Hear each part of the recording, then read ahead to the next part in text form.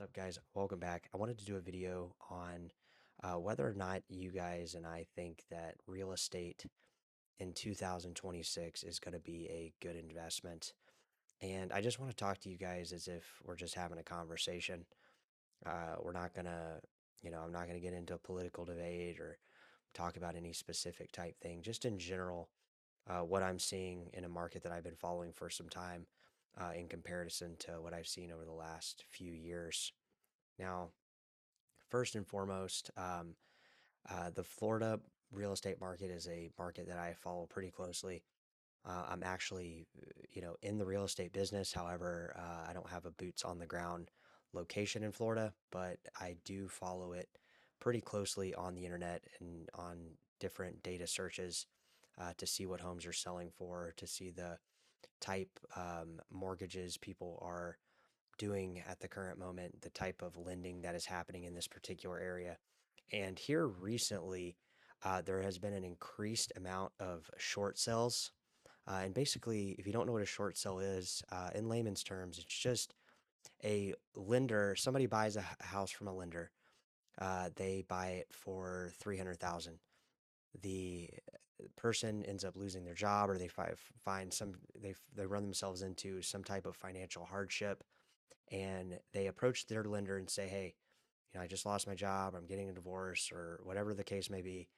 Um, and the lender says, "All right, well, the housing price has obviously gone down. It's worth less than when you bought it during the COVID pandemic peak, and we're willing to take less for that mortgage for whoever is coming to buy the house, right? So somebody could offer 250,000. They run it by the lender, even though the person originally was in a loan for 300,000.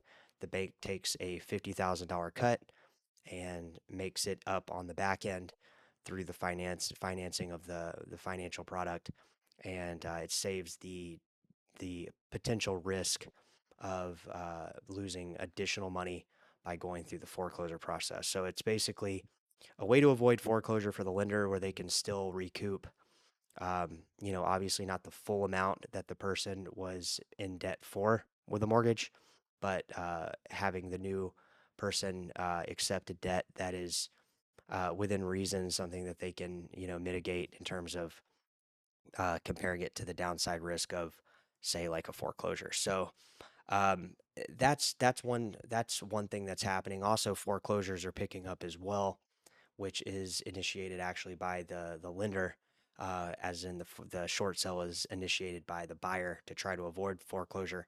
But in any case, a lot of homes are starting to experience this type of problem, especially in Florida. We're starting to see it in Arizona, places like Vegas, all the places that were boom and bust last housing bubble crisis. Florida is at the top of the list right now. And I could actually I could spend time showing you in this video, but I think for the purpose of this video, I just want to get it out there to let, everybody know that that's what's going on currently in the state of Florida. Because I follow the market like pretty religiously. And if you go to the bottom tab of a home, you can see what it sold for. I don't have to, it's public information. So I can see and theorize how much, 20% of that was, and then how much they've been paying on it. And I kind of calculate in my mind where that home should be selling at. And then when I see it 50, 70, and sometimes $100,000 under that price, that lets me know that the market is in distress because the homes are sitting on the market longer. They're piling up. The new inventory coming in is coming in at a lower price, and it's still sitting on the market. Plus, you have all the short sales starting to happen, and they're advertised in the listing a lot of time too. It's not like they're trying to like not tell you that it's happening. It's happening clear as day, and we're seeing a pretty good price decline in the state of Florida. And I think that this decline will actually keep going. It was kind of a narrative where they were saying, "Oh, it's the high insurance cost, it's the affordability of the interest rates," but the interest rates have actually came down, and still nobody's buying these homes. They're still sitting on the market, and it's because of the simple fact that the prices are still too high, right? The prices are still too high. Obviously, there's a buyer for a price. It's just not going to be at that higher prices that people are thinking. People, especially in Florida, seem to think that the market is like stuck in 2022 and like they need to go to those prices and think, oh, it's 4 years ago, it's the price is at least that, or, I can get more for it. In reality, those prices are worth far less. And just last housing bubble, you could see the prices did the exact same thing. They shot up, the bubble popped, and the prices were selling for a fraction or basically pennies on the dollar. You could get houses in South Florida, Central Florida, North Florida for so cheap, like 20, 30,000 in 2011, 12. And, obviously the prices kind of went up from there. But you literally, if you look at Florida, guys, it's like every other listing you look at almost. There's literally so many homes that are just sitting on the market, not getting a contract, buyers thinking they're gonna, wait rather than just jump in on a overpriced home. And I think that, it's a good question to ask. Is real estate in 2026 going to become a viable source of rental income? Like, are you going to be able to make money off a rental? Are you going to be able to, potentially buy a home, rent the home out, and actually derive a profit from this stuff, right? All right, guys, let's check this house out. I was looking at it earlier. This is a classic scenario of a home that is listed in Florida. It's built in the 1960s, just your typical stick and brick. Looks like it's been remodeled. Looks like a pretty nice house inside.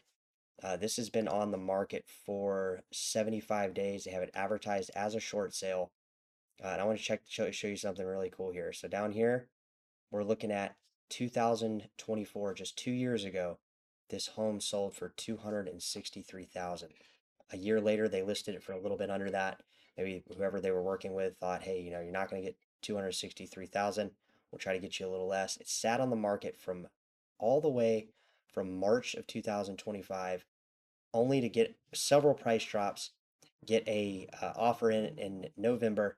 It fell out of escrow for whatever reason, and it's back on the market for 155,000, which is literally like 40% less than it sold for just 2 years ago, guys. So this is just one example. I could find dozens of these in Florida, from these lower price points all the way upwards over $1 million. This is really going to cause a lot of people to think twice about jumping into a home at the current moment at the current price, unless they can get a phenomenal price, because there's just no buyer pools. There's literally, I've seen it here in my market in Southern California. The buyer pools are so small that even if you get an offer, it's gonna be hard to close it. It's gonna be incredibly hard to close it because the buyers are gonna want they're going to want concessions. They're going to want uh, something. They're going to be wanting repairs, and the sellers aren't a lot of times aren't willing to do that. But this is a clear example, guys, of the current state of the housing market in the United States.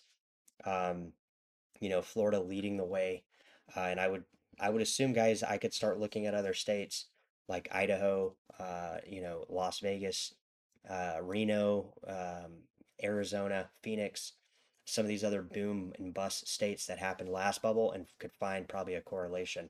We probably will do that in future videos, but just drop it in the comments and let me know what you think. Is real estate a good opportunity here in 2026? We'll catch you guys in the next one.